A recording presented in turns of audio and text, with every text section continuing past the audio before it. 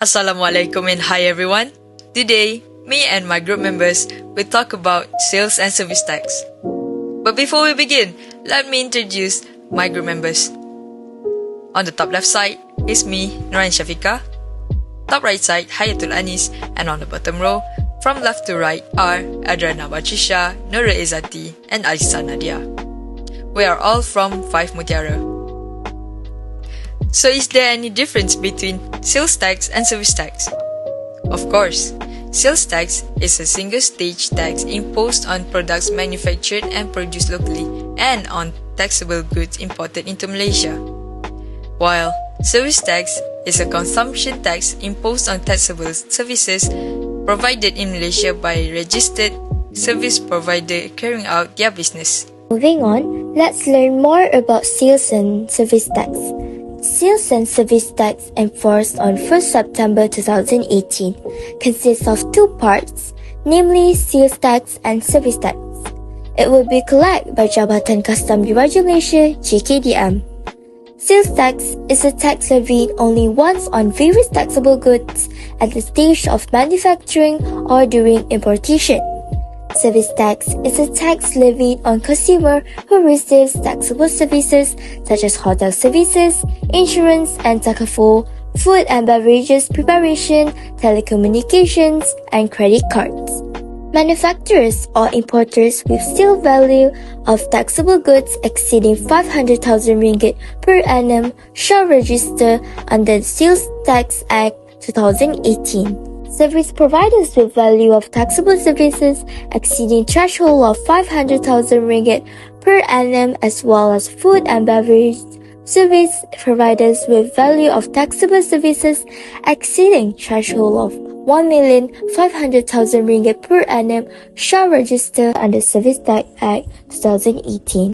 Tax collection is a responsibility of service providers on the government's behalf. Service tax must be collected from the customer who receives the services.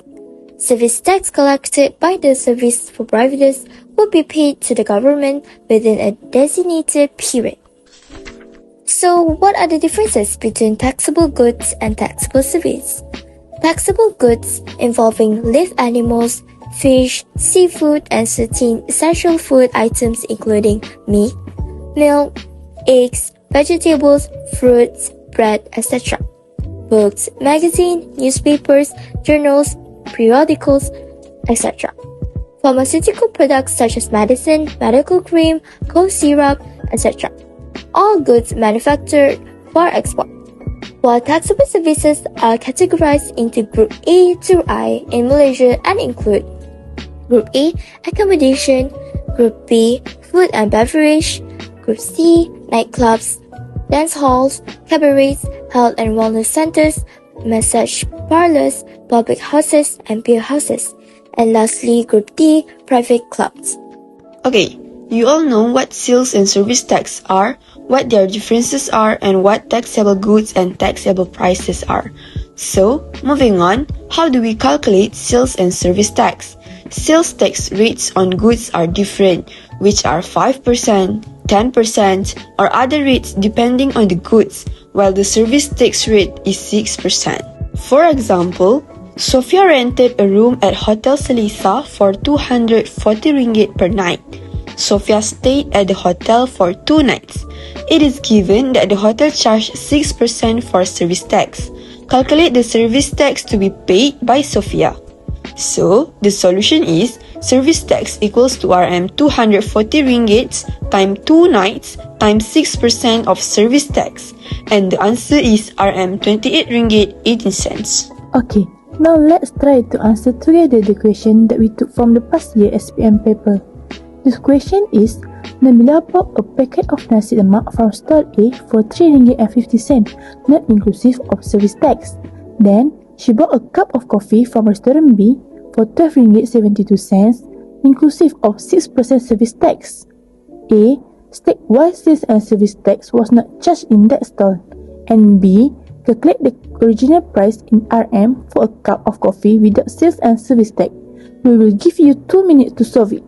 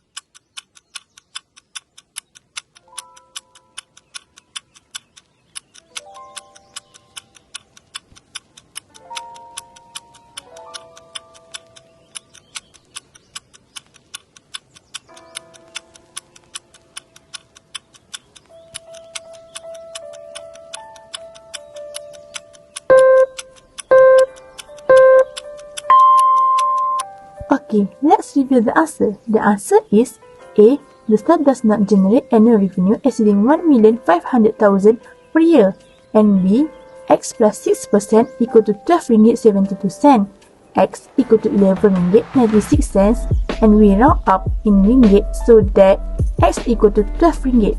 Congrats if you are right. And for those who can manage it, it's okay. Do more practice.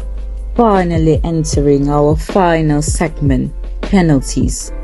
Penalties are divided into three. The first one is non-submission of SST returns.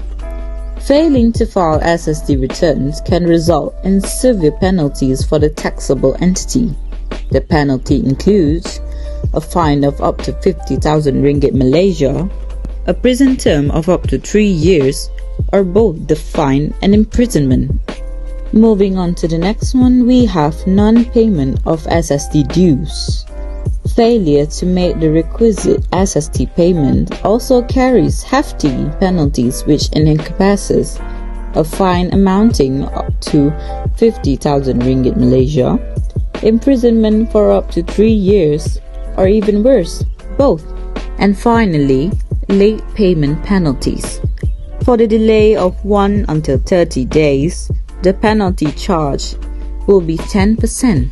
For the delay of 31 days until 60 days and 61 days until 90 days is 15%. And finally, for 91 days and above, the maximum penalty that could be charged is 40%. To conclude it all, just like with any fresh productions, the reimplementation of SST in Malaysia have its initial hiccups. However, as seen in other nations, overcoming these initial challenges paves a way of a streamlined tax system with clear advantages. Embracing the sales and service tax in Malaysia is essential for businesses to thrive in Malaysian market. Math is a journey, not a destination. Thank you for watching this video. I hope you enjoy it.